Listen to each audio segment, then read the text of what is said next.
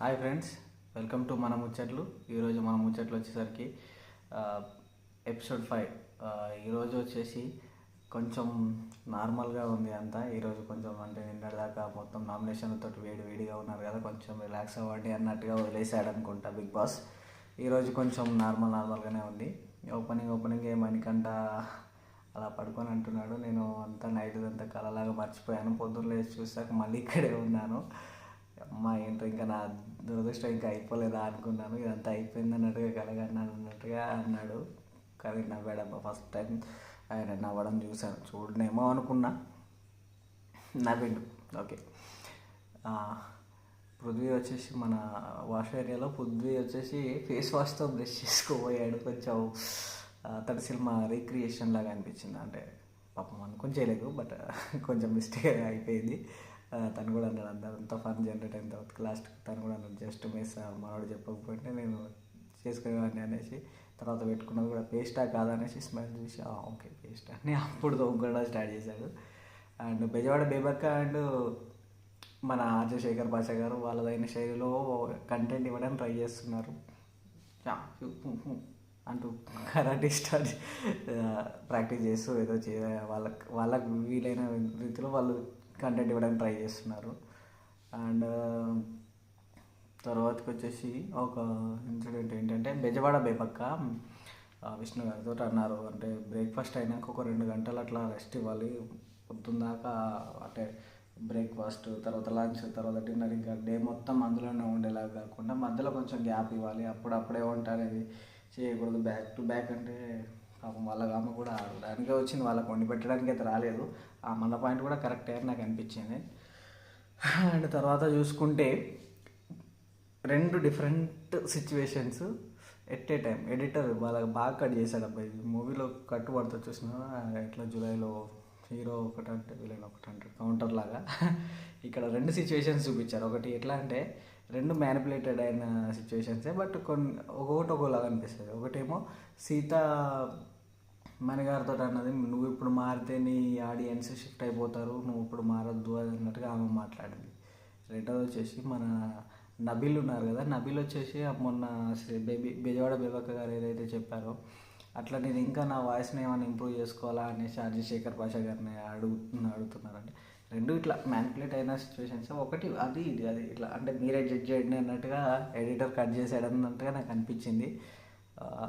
బాగా వర్క్ చేస్తున్నారు అబ్బా మన వాళ్ళు. ఇక్కడ నబీల్ గారు నయని సైడ్ చూస్ చేసుకున్నారు. మనోడు చెప్పిన రీజన్ ఏంటంటే, రావడమే ఇద్దరం కలిసి వచ్చినాము, రావడమే ఒక టాస్క్ కూడా గెలిచినాము, తోడుగా వచ్చినాం కాబట్టి తోడుగానే వెళ్దాం అంటూ ఇంకా నయని గారి సైడ్ వెళ్ళిపోయారు. ఇంతటితో వీళ్ళ ముగ్గురికి చూస్ చేసుకోవడం అయిపోయింది. తర్వాతకి మళ్ళీ ఇంకో అనౌన్స్మెంట్ ఏమి ఇచ్చారంటే, బిగ్ బాస్ గారు మిగతా సభ్యులకు కూడా క్లాన్లో చేరే అవకాశం ఉంటుంది, కాకపోతే చీఫ్లను ఇంప్రెస్ చేయాలి వీళ్ళు అన్నట్టుగా చేశారు. ఒక్కొక్కరిని పిలుస్తారు, అందులోంచి వీళ్ళు లేచి అంటే ఇప్పుడు ఎవరైతే చీఫ్స్ ఎవరైతే ఉన్నారో బిగ్ బాస్ ఒక్కొక్కరిని పిలిచినప్పుడు వాళ్ళు ఎవరికైతే తీసుకోవాలనుకుంటున్నారో వాళ్ళు వేసి వాళ్ళ బ్యాండ్ ఆఫర్ చేసి వాళ్ళకు రీజన్ చెప్పాలన్నట్టుగా చెప్పారు, వాళ్ళ ఎందుకు అవసరమైంది అనేది చెప్పాలన్నట్టుగా చెప్పారు. సో అట్లా ఫస్ట్ పర్సన్ ఎవరైతే ప్రేరణను పిలిచినప్పుడు యశ్విని అండ్ నిఖిల్ ఇద్దరూ లేచారు. అందులోంచి ప్రేరణ వచ్చేసి యశ్విని సైడ్ వెళ్ళిపోయింది. అండ్ సెకండ్ ఆదిత్య గారు డైరెక్ట్ నయని లేచింది, నయని సైడ్ వెళ్ళిపోయారు. థర్డ్ వచ్చేసి సీత కూడా నయని సైడ్ వెళ్ళిపోయింది. ఆఫ్టర్ మనీ వచ్చేసరికి ఎవరు లేవరు అనేసి మన నిఖిల్ లేచాడంట. అంటే దీని తర్వాతకి చెప్పారు ఆ పాయింట్, అతను తీసుకున్నారు. ఎందుకంటే నాకు కొంచెం స్మార్ట్ గేమ్ ఆడేవాళ్ళు కావాలి, నువ్వు చాలా స్మార్ట్ నాకు తెలుసు, నువ్వు అందులో ప్రూవ్ చేసుకుంటావు అనేసి, అందుకోసం నేను నిన్ను చూస్ చేసుకుంటున్నా అన్నట్టుగా ఆయన తీసేసుకున్నారు. ఫిఫ్త్ వచ్చేసి విష్ణుప్రియ గారిని పిలవడం జరిగింది. విష్ణుప్రియ గారు పిలిచిన కొద్దిసేపటి వరకు ఎవరు ఒక డైలమాలో ఉన్నారు, ఎవరు పిలవలేదు, ఎవరు లేవలేదు. విష్ణు గారు కూడా అదే అన్నారు. బిగ్ బాస్ నేను ఏదైతే అనుకున్నానో అదే జరిగింది బిగ్ బాస్ అన్నట్టుగా ఆమె కూడా అన్నారు. తర్వాతకి నయని, నా సైడ్ స్ట్రెంత్ ఉంది, పవర్ ఉంది, అన్నీ ఉన్నాయి, నాకు కావాల్సింది ఇప్పుడు ఒక ఓన్లీ ఎంటర్టైన్మెంట్, ఆ ఎంటర్టైన్మెంట్ కోసం నీకు ఇచ్చేస్తున్నాను అనేసి ఉన్న ఒక బ్యాండ్ ఆమెకే ఇచ్చేసింది. ఇంకా అంతేగాని మేము టాస్క్ ఆడుతుందని కాదు, ఇంకేదో బాగా మాట్లాడతాను కాదు, స్మార్ట్ అని కాదు. సో చూడాలి విష్ణుప్రియ గారు, ఇంకా మీరు టాస్క్ల మీద ఫోకస్ చేయాలనుకుంటున్నా. సిక్స్త్ అభయ్ గారు వచ్చేసి అభయ్ గారిని అభయ్ గారిని పిలిచినప్పుడు నిఖిల్ అండ్ యశ్విని ఇద్దరు లేచారు. అందులోంచి మన అభయ్ గారికి యశ్విని చెప్పిన పాయింట్ చాలా బాగా అనిపించింది. అంటే నాకు ఫిజికల్లీ స్ట్రాంగ్ ఉన్న మీరు, అంటే ఫిజికల్ గేమ్స్ ఆడగలుగుతారు మీరు, నాకు మీ అవసరం ఉంది, మీరు స్ట్రాంగ్ కాబట్టి మీ అవసరం నాకు ఉందన్నట్టుగా అతను చెప్తే ఆయన కూడా యాక్సెప్ట్ చేసి యశ్విని సైడ్ వెళ్ళిపోయారు. పృథ్వీ గారు వచ్చేసి నిఖిల్ అండ్ యశ్విని ఇద్దరు లేచారు. అందులోంచి పృథ్వీ గారు వచ్చేసి యశ్విని సైడ్ చూస్ చేసుకోవడం జరిగింది. ఎట్లా అంటే ఆమె ఇక్కడ చెప్పిన పాయింట్ సేమ్ మళ్ళీ ఆమె అదే పాయింట్ చెప్పారు. ఎట్లా అంటే నాకు స్ట్రాంగ్ కావాలి, ఫిజికల్లీ స్ట్రాంగ్ కావాలి, నువ్వు చాలా స్ట్రాంగ్ అండ్ నేను లక్ ఫేవర్తో వచ్చిన అన్నట్టుగా చాలామంది అనుకుంటున్నారు. సో నాకు అది రాంగ్ అని ప్రూవ్ చేయాలని ఉంది అన్నట్టుగా చెప్పారు. తర్వాతకి సోనియాకి అయితే ఆప్షన్ లేకుండా ఇక డైరెక్ట్ నిఖిల్ సైడే వెళ్ళిపోయింది. దాని తర్వాత నయనిక అండ్ యశ్విన్ సైడ్ నలుగురు ఉన్నారు కాబట్టి వీళ్ళిద్దరిలో ఎవరు బెస్ట్ అని ప్రూవ్ చేసుకోవాలని బిగ్ బాస్ గారు చెప్పారు. అంటే ఎవరు బెస్ట్ ఉంటే వాళ్ళు ఇప్పుడు నిఖిల్ టీంలోంచి ఒకరిని తీసుకునేలాగా ఇప్పుడు గేమ్ అన్నట్టు.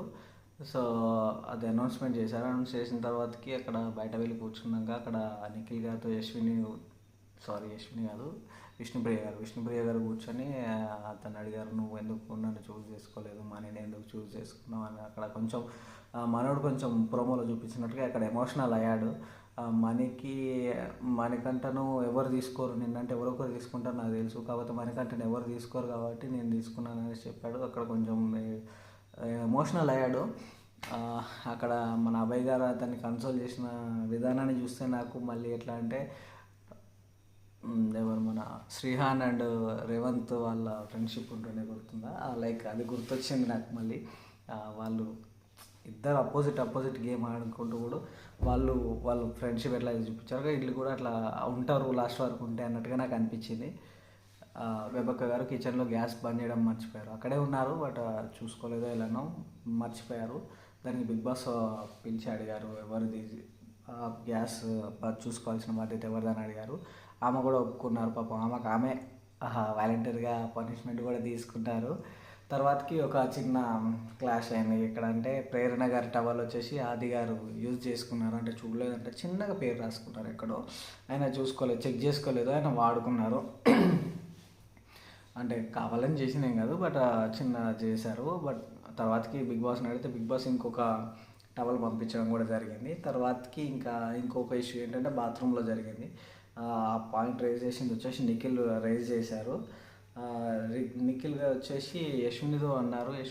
తర్వాతకి యశ్విని వెళ్ళి అందరితో లేడీస్తో చెప్తున్నారు. అట్లనే బెజవాడ బేబక్క అండ్ మన సోనియా గారు ఇద్దరు అక్కడ వాష్ ఏరియాలో ఉన్నారు. అక్కడ తను చెప్పడం జరిగింది. అయితే ఇక్కడ సోనియా గారు మళ్ళీ ఆర్గ్యుమెంట్ చేశారు, అందరిని పిలిచి అందరిని కూర్చోబెట్టి చెప్పాలి, ఇక్కడ మాకు మాత్రమే చెప్పడం కాదు అన్నట్టుగా చెప్పారు. అందరికీ చెప్తున్నాను, మీరు అందరి దగ్గరికి వెళ్ళిపోయారు, అందరిని అసెంబ్లీ చేసి చెప్పలేదు, కాకపోతే ప్రతి ఒక్కరి దగ్గరికి వెళ్ళి ఇదే నేను చెప్తున్నాను అని చెప్పారు. చిన్నగా వాళ్ళు చేస్తున్నారు.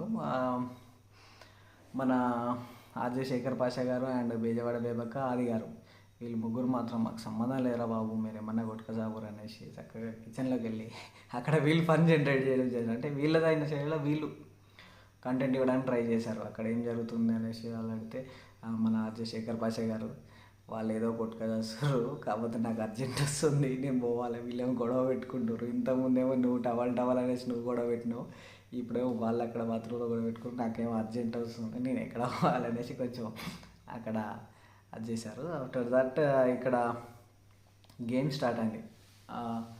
బాల్ పట్టు గోల్ కొట్టులో గోల్ఫ్ ఆడాలి, ఒక గోల్ఫ్ లాగా ఆడాలి, ఒకరు డిఫెండ్ చేసుకుంటూ ఉండాలి, అటు నుంచి ఒక్కొక్కరుగా అది కొడితే వీళ్ళు డిఫెండ్ చేయాలి, లైక్ ఫుట్బాల్ గోల్ఫ్ ఎట్లా ఆపుతారో అలా ఆపాలి. అట్లా అన్నారు. ఫస్ట్ అబ్బాయి డిఫెండ్ చేశారు, అవతల టీం మొత్తం ఎవరు గోల్ కొట్టకుండా ఆపేశారు. తర్వాతకి ఆది గారు డిఫెండ్ చేశారు, అందులో ఆది గారు డిఫెండ్ చేసినప్పుడు అభయ్ గారు గోల్ కొట్టడం జరిగింది. తర్వాతకి పృథ్వీ డిఫెండ్ చేసినప్పుడు కూడా 0 goals. లాస్ట్కి అయితే యశ్విని టీం విన్ అయింది. రేపు ఎవరిని తీసుకుంటారు మరి మన నిఖిల్ టీం నుంచి, అందులోంచి ఎవరిని తీసుకుంటారు ఏందనేది ఇంకా రేపు చూడాలి. ఇది గైస్ ఈరోజు అప్డేట్స్. వీడియో నచ్చితే లైక్, షేర్, సబ్స్క్రైబ్ చేయడానికి ట్రై చేయండి. Thank you so much. Right.